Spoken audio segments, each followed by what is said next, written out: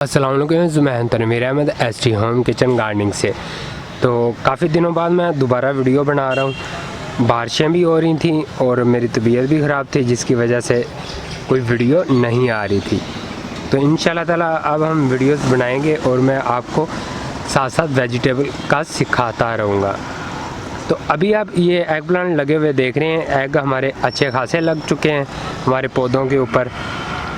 तो अगर आप ये पहली दफ़ा वीडियो को देख रहे हैं और नए व्यूवर्स हैं, तो आप इससे पीछे मैंने वीडियो बनाई है एग प्लांट के ऊपर, सीडलिंग से लेकर उनकी ट्रांसप्लांट पौधों को करने तक, और देन उसके बाद जब फ्लावर आए तब हमने वीडियो बनाई। अब दोबारा जब इसके ऊपर बैंगन लग चुके हैं, तो अब मैं दोबारा वीडियो बना रहा हूँ। तो इस वीडियो के अंदर मैं आपको इन्फॉर्मेशन भी दूँगा और उन वीडियोज़ के अंदर भी इन्फॉर्मेशन है, आप उन वीडियोज़ को देख सकते हैं, मेरे चैनल के अंदर हैं। आपकी आसानी के लिए वीडियो के एंड पर वो 3-4 वीडियो जो होंगी एग प्लांट के ऊपर, वो मैं उनका लिंक दे दूंगा। जब आप वीडियो के एंड पे पहुंचेंगे तो वहां पे स्क्रीन आ रही होगी, जौन सी आपने वीडियो देखनी होगी वो देख सकते हैं इजीली।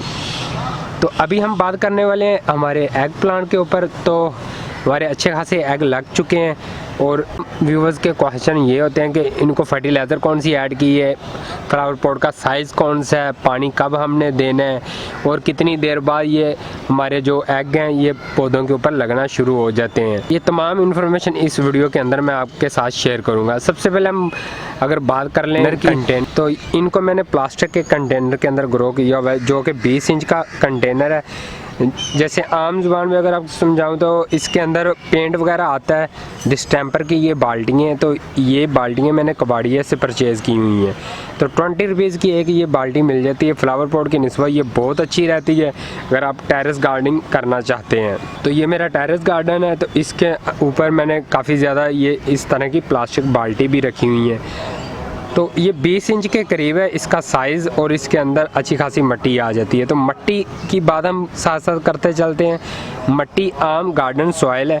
अगर आपके पास ज़्यादा सख्त मिट्टी है, जिसको हम चीकनी मिट्टी बोलते हैं, तो वो ज़्यादा हार्ड हो जाती है। जब पानी दें उसके बाद वो ज़्यादा हार्ड होती है, तो उसके अंदर आप सैंड को मिक्स कर सकते हैं और उसके साथ ही आप गाय का गोबर भी उसके अंदर मिक्स कर देंगे, तो आपकी जो मिट्टी है वो बहुत अच्छी खासी तैयार हो जाएगी।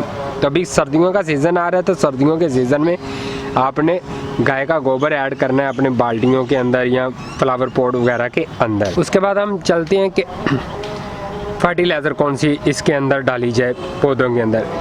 तो इस दफ़ा ये जो जितने भी मेरे एग प्लांट के पौधे लगे हुए हैं, ये भी लगे हुए हैं और इसके अलावा वो सामने भी लगा हुआ है, उसके अंदर भी एग प्लांट है और वो सामने उसके ऊपर भी एग प्लांट लगे हुए हैं और यहाँ पर भी एग हमारे लगे हुए हैं इन टोकरियों के अंदर।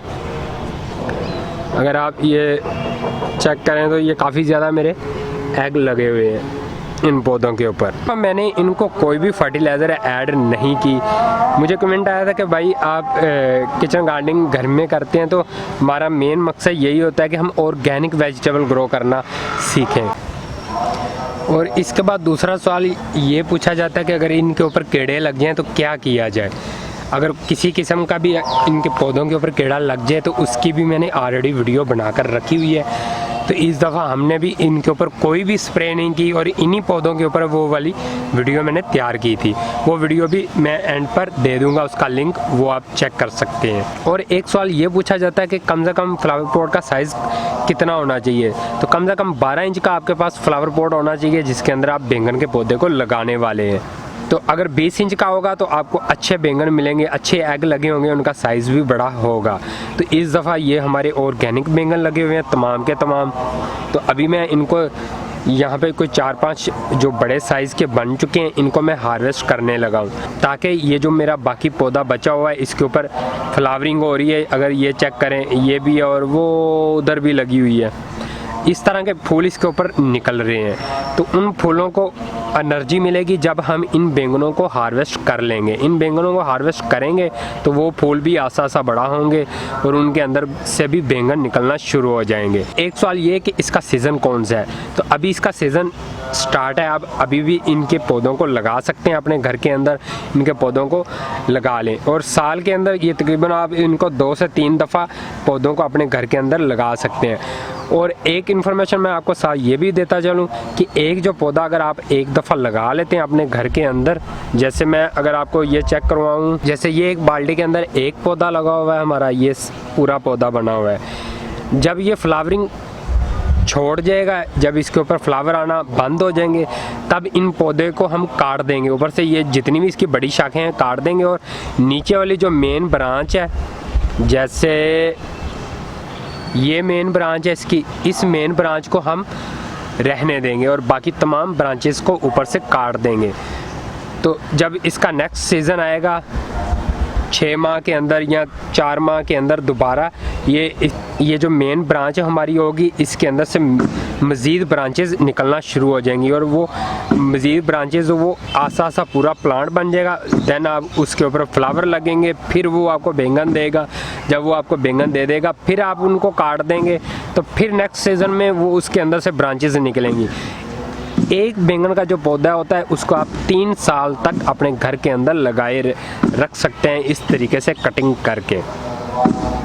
तो एक ये इन्फॉर्मेशन मैंने आपके साथ शेयर कर दी। और इसके अलावा अभी हम इन बैंगनों को हार्वेस्ट करते हैं और इनको बारिश का मौसम भी है वैसे भी, और इन बैंगनों को हम काटते हैं और इनको तलते हैं और खाते हैं।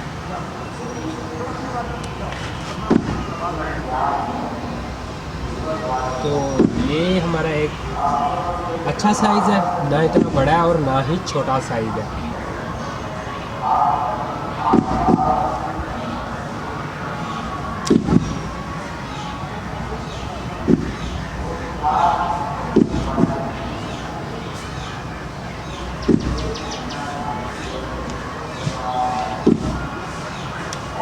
इसका साइज़ अभी थोड़ा सा बड़ा होना था, वो मुझे किस तरह पता चला कि ये अभी इसके अंदर अच्छी खासी शाइनिंग है। तो शाइनिंग जब तक होगी आपके एग के अंदर तो उसका साइज़ इंक्रीज़ होता रहेगा। जैसे ये वाला आ गया, इसका साइज़ मज़ीद नहीं बढ़ना था, इसलिए नहीं बढ़ना था क्योंकि इसके अंदर से शाइनिंग ख़त्म हो गई और वाइटनेस आ रही है इसके अंदर, इसलिए मैंने इनको हार्वेस्ट कर लिया।